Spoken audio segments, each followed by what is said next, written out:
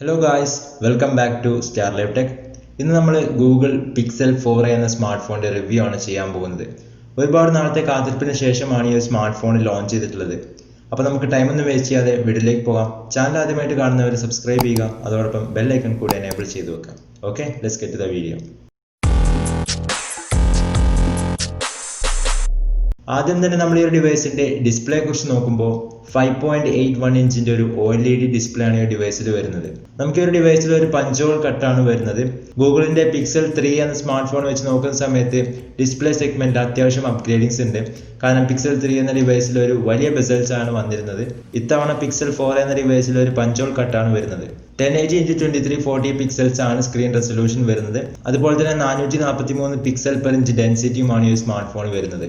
ഏകദേശം 83.3% screen to body ratio നമുക്ക് ഒരു ഡിവൈസിൽ വരുന്നുണ്ട്. ബിൽഡ് ക്വാളിറ്റിയെ കുറിച്ച് നോക്കുകയാണെന്നുണ്ടെങ്കിൽ ഫ്രണ്ടിൽ നമുക്ക് ഗോറില്ല ഗ്ലാസ് 3യുടെ സപ്പോർട്ട് ലഭിക്കുന്നുണ്ട്. അതോടൊപ്പം ബാക്ക് ബോഡിയും ഫ്രെയിമും പ്ലാസ്റ്റിക് ആണ് വരുന്നത്. പിന്നെ ഈ ഒരു സ്മാർട്ട് ഫോൺ വളരെ ലൈറ്റ് വെയിറ്റ് ആണ്. ഏകദേശം 143 ഗ്രാംസ് ആണ് ഈ സ്മാർട്ട് ഫോണിന്റെ ഓവറോൾ ബോഡി വെയിറ്റ് വരുന്നത്. 19.5:9 എന്ന ആസ്പെക്ട് റേഷ്യോയിലാണ് ഈ സ്മാർട്ട് ഫോൺ വരുന്നത്.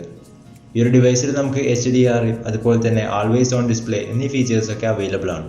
ഇനി നമ്മൾ പെർഫോമൻസിലേക്ക് വരുന്ന സമയത്ത് ക്വാൾകോമിന്റെ സ്നാപ്ഡ്രാഗൺ 730G എന്ന ചിപ്സെറ്റ് ആണ് ഈ ഡിവൈസിൽ വരുന്നത്. അതോടൊപ്പം ADRENO 618 ആണ് ഈ ഡിവൈസിന്റെ GPU വരുന്നത്. പിക്സലിന്റെ 3 എന്ന ഡിവൈസിൽ നമുക്ക് സ്നാപ്ഡ്രാഗന്റെ 670 എന്ന ചിപ്സെറ്റ് ആയിരുന്നു വന്നിരുന്നത്. അപ്പോൾ പെർഫോമൻസ് വൈസും അത്യാവശ്യം നല്ലൊരു അപ്ഗ്രേഡിങ്സ് പിക്സൽ 4 എന്ന ഡിവൈസിലേക്ക് വരുമ്പോൾ നമുക്ക് ലഭിക്കുന്നുണ്ട്. അതോടൊപ്പം Android 10 ബേസിലാണ് ഈ സ്മാർട്ട് ഫോൺ റൺ ചെയ്യുന്നത്. ഈ ഒരു ഡിവൈസ് ഒരു സിംഗിൾ വേരിയന്റ് മാത്രമാണ് വരുന്നത്. 6GB റാമും 128GB ഇന്റേണൽ സ്റ്റോറേജും. UFS 2.1 സ്റ്റോറേജ് ടൈപ്പാണ് ഈ ഡിവൈസിന് നൽകിയിരിക്കുന്നത്. റിയർ സൈഡിൽ ഈ ഒരു സ്മാർട്ട് ഫോണിൽ ഒരു 12.2 മെഗാ പിക്സലിന്റെ ഒരു സിംഗിൾ ക്യാമറ സെറ്റപ്പ് ആണ് വരുന്നത്. f1.7 ആണ് അപ്പർച്ചർ കൊടുത്തിരിക്കുന്നത്. ഒരു സ്ക്വയറിഷ് ക്യാമറ മോഡ്യൂൾ ആണ് നമുക്ക് റിയർ സൈഡിൽ കാണാൻ സാധിക്കുന്നത്. അവിടെ നമുക്കൊരു സിംഗിൾ ക്യാമറയും അതുപോലെ തന്നെ ഒരു LED ഫ്ലാഷും മാത്രമാണ് അവൈലബിൾ ആയിട്ടുള്ളത്. അതിന് താഴെയായിട്ട് നമുക്കൊരു ഫിംഗർ പ്രിന്റ് സെൻസർ കൂടി കാണാൻ സാധിക്കും. 4K വീഡിയോസ് സപ്പോർട്ടഡ് ആണ്.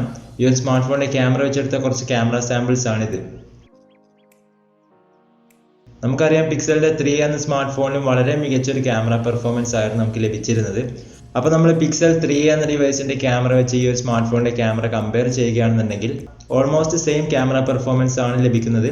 കുറച്ച് ചെറിയ ഇംപ്രൂവ്മെന്റ്സും കാര്യങ്ങളൊക്കെ പിക്സൽ 4a എന്ന ഡിവൈസിലേക്ക് വരുന്ന സമയത്ത് നമുക്ക് കാണാൻ സാധിക്കും.